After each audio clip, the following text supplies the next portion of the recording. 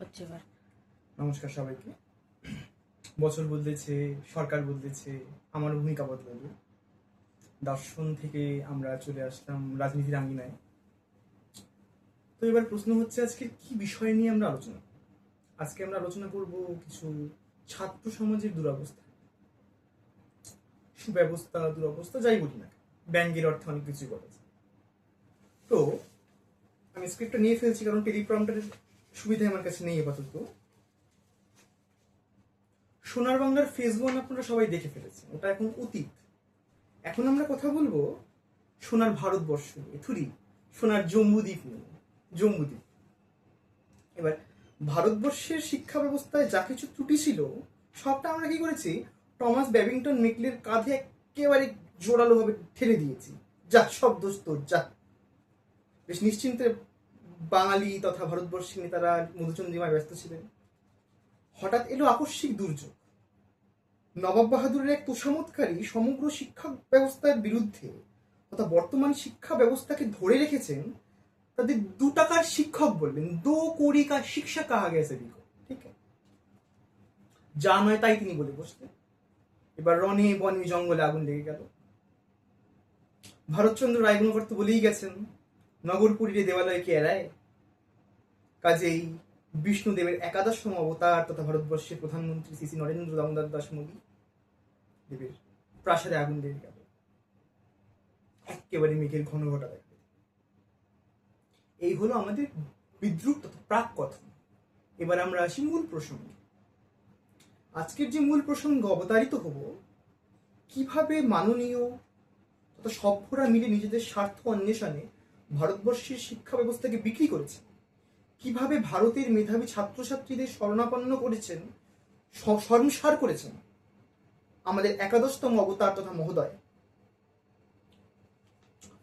বর্তমান পরিসংখ্যান বলছে যে 2014 থেকে 2024-এর মধ্যবর্তী সময়ে ভারতবর্ষে 48 থেকে 49টি পেপার লিক হয়েছে। As per parliament's records paper লিকের সংখ্যা 89টি, সেন্ট্রাল এবং স্টেট মিলিয়ে। অথচ কনভিকশন হয়েছে মাত্র একবার, অর্থাৎ conviction rate less than 1%, less than 2%, minimum থেকেও মিনিমাম।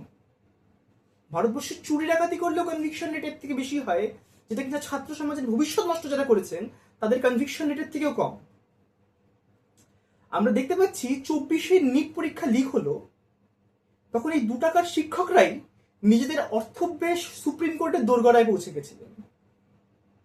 কেন পেপার লিক হলো সেই, তারা বলেছিলেন রিনিটের প্রয়োজন আছে। তখন আমরা দেখতে পেলাম যে সুপ্রিম কোর্ট বলছে যে লিক হয়েছে কিন্তু অল্প হয়েছে, লিক হয়েছে কিন্তু অল্প হয়েছে। আর যদি ভারতবর্ষের কোন স্থানে ভোট হতো, ভোটে সামান্যতম কারচুপি 10 মিনিটের জন্য, 5 মিনিটের জন্য হতো, নির্বাচন কমিশন বা সুপ্রিম কোর্ট কি বলতে পারতো যে না, কারচুপি হয়েছে 5 মিনিটের জন্য হয়েছে, তখন রিভোট করা হতো।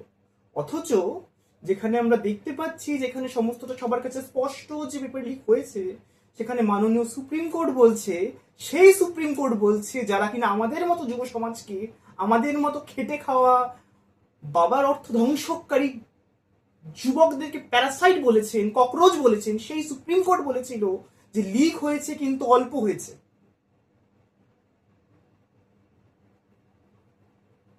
অর্থাৎ আমরা বুঝতে পারছি যে ছাত্র সমাজের যে শিক্ষা ব্যবস্থা, সেটা শিশুর হাতের খেলনায় পরিণত হয়েছে, যে যার ব্যবসায়িক স্বার্থে যেভাবে পারছে ব্যবহার করে যাচ্ছে।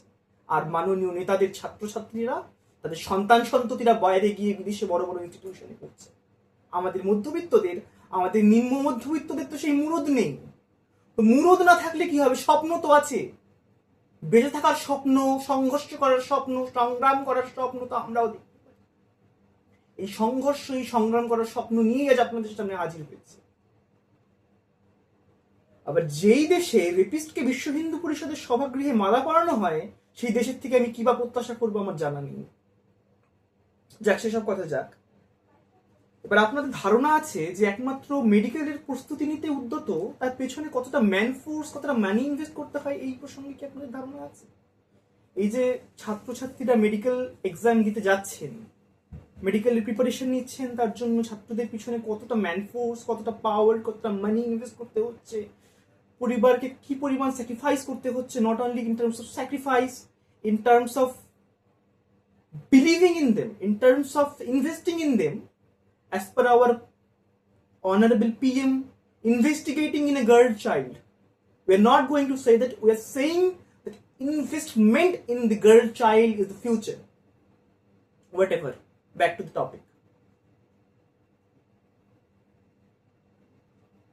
এবার এই পরিস্থিতিতে আমরা দেখতে পাচ্ছি একটা গান খুব মনে পড়ে যাচ্ছে, আমায় শিক্ষা দেবে কে রে, আমায় দীক্ষা দেবে কে।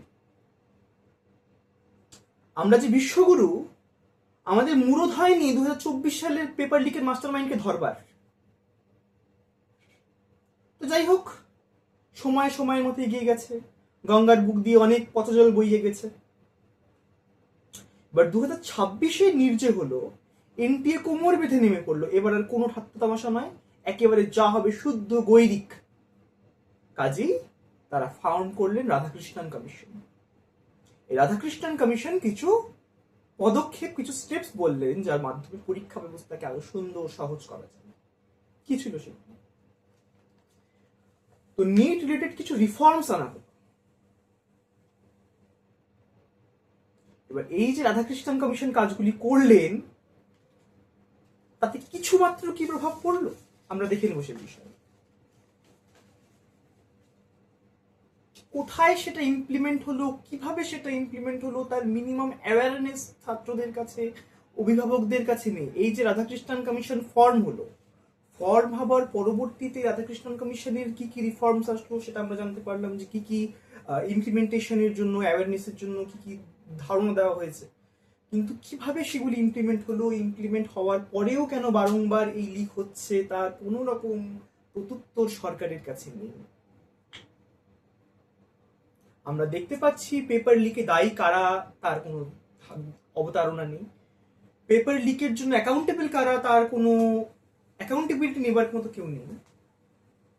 যেই দেশে একজন বৃদ্ধ পক্ককেশ পৌর বারংবার বিভিন্ন রেলের উদ্ঘাটনে চলে আসেন সবুজ পতাকা উত্তোলন করে রেলের মানে প্রস্তুতি দেখানোর জন্য, সেই দেশে যখন বছরে বা 5 বছরে 289টা অ্যাক্সিডেন্ট হয়, তখন অ্যাকাউন্টেবিলিটি, একটা সিঙ্গেল কোয়েশ্চেন থেকে যায় যে অ্যাকাউন্টেবিলিটি কে নিচ্ছে, তার কোনো উত্তর আমরা পাই না। আমরা খুঁজে পাই না অ্যাকাউন্টেবিলিটি কে নিচ্ছে বা কেন নিচ্ছে না। তখন রিল মিনিস্টার চলে আসেন রিল পোস্ট করার জন্য।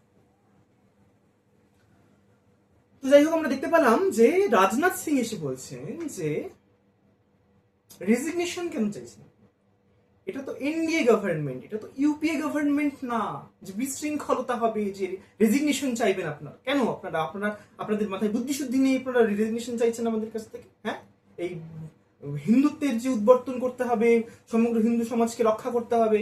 কঙ্গনা রানাওয়াত বলছেন যে হিন্দুরা বিপন্ন হয়ে আছেন, আপনারা নিটের কথা বলছেন। লজ্জা করছে না আপনাদের? হ্যাঁ, আপনাদের কি লজ্জা শরম কিচ্ছু নেই? আপনারা ধুয়ে মুছে খেয়েছেন যে এই দেশের দুরবস্থা, হিন্দু সমাজের দুরবস্থা, জম্বু দ্বীপে আগুন লেগে যাচ্ছে, এই অবস্থায় আপনারা বলছেন যে নিটের পেপার লিক হয়েছে।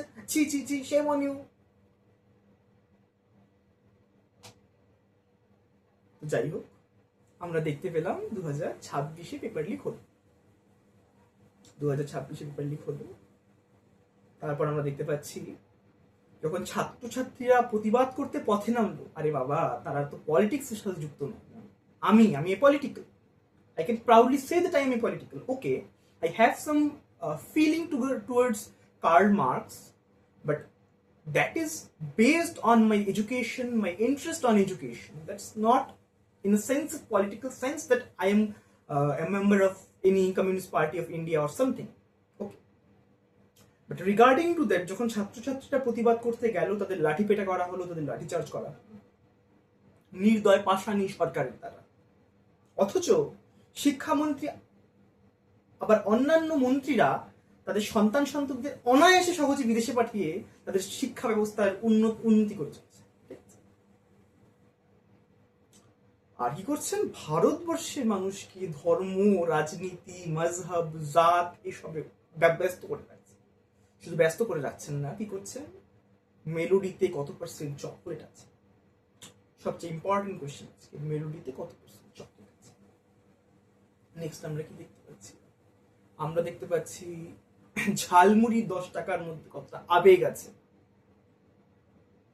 সন্ধ্যা হলে প্রাইম টাইম আমরা দেখতে পাচ্ছি একজন মোল্লাকে ডেকে একজন পুরোহিতকে ডেকে তাদের মধ্যে মোরগ লড়াই চালিয়ে দিয়ে প্রাইম টাইমে টিআরপি বটোরা হচ্ছে, টিআরপির ভুখা যারা আছে।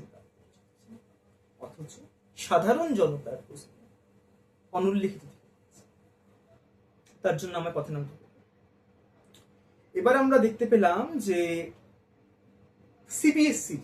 সিবিএসসির যখন এবার নতুন বছরের যখন এক্সামের চেকিং হলো, তখন ওএসএম নামে একটা নতুন সিস্টেম চালু। ওএসএম, এই সিস্টেমের মাধ্যমে কি হচ্ছে, এতদিন টিচাররা অফলাইন মোডে পেপার চেক করতেন, এখন থেকে তারা করবেন সেটা অনলাইন ওরিয়েন্টেড। তার বেসিক কি হবে, অনলাইনে স্ক্রিনের মাধ্যমে তাদের কাছে পেপারের স্ক্যান্ড কপি আসবে, সেটা তারা চেক করবেন এবং অনলাইনে মার্কস দেবেন। টিচারদের কোনো রকম ভাবে ট্রেনিং দেওয়া হলো না ছাত্রদেরকে গিনিপিগ বানিয়ে ন্যূনতম পূর্ব প্রস্তুতি ছাড়া একটা সিস্টেমকে তাদের উপর ঢেলে দেওয়া হলো, তাদের উপর সঁপে দেওয়া হলো। তার ফলস্বরূপ আমরা দেখতে পেলাম 18,60,000 স্টুডেন্টের মধ্যে 4.5 লাখ ছাত্র রিচেকিং এর আবেদন করেছে। বেদান্ত নামের এক ছাত্র ফিজিক্সে কম নাম্বার পেয়েছেন, বাড়িতে পেপারে নিয়ে তিনি দেখতে পাচ্ছেন পেপার তার নয়, অন্য কারণ। তিনি কার কাছে যাবেন, দেশের মিডিয়া তো বিক্রি হয়ে গেছে। তো তিনি টুইট করাতে অশোক শ্রীবাস্তব নামের দেশের একজন বিখ্যাত পত্রকার বলছেন, উনি তো সাউথ এশিয়ার থেকে টুইট করছেন, উনি পাকিস্তানি। একজন 17 বছরের শিশুকে ভারতীয় বলে স্বীকার করে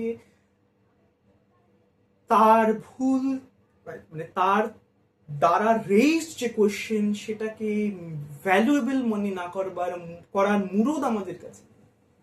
আমরা কি করলাম, আমরা ধরে নিলাম ছাত্রটি পাকিস্তানি।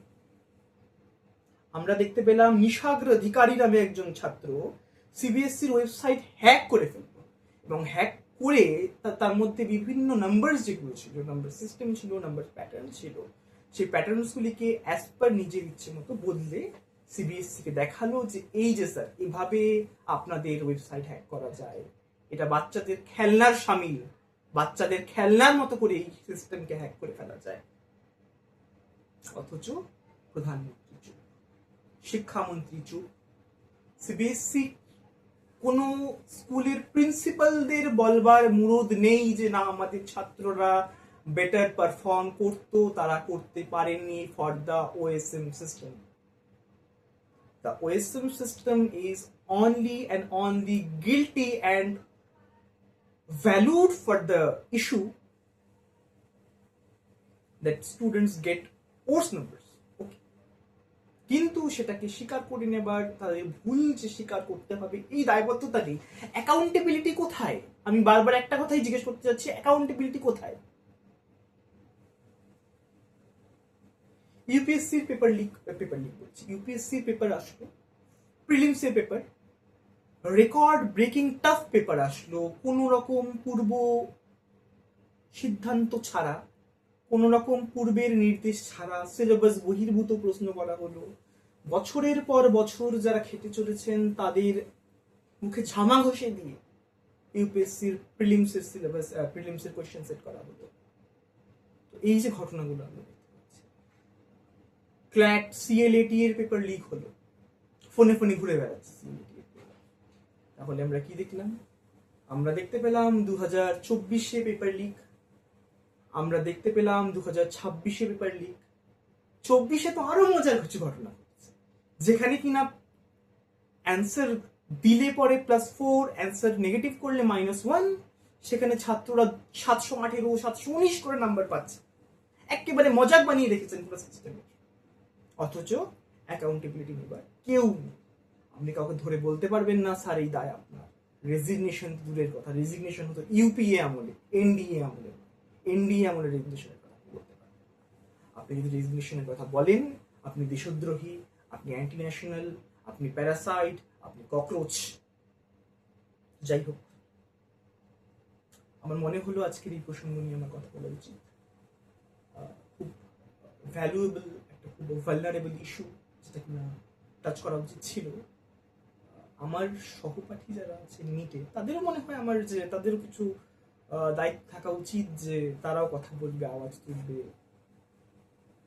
তবে সেটা সোশ্যাল মিডিয়ায় নয়। আমাদের উচিত সামনাসামনি গিয়ে অ্যাকাউন্টেবল করা, তাদেরকে অ্যাকাউন্টেবিলিটি নিতে বাধ্য করা।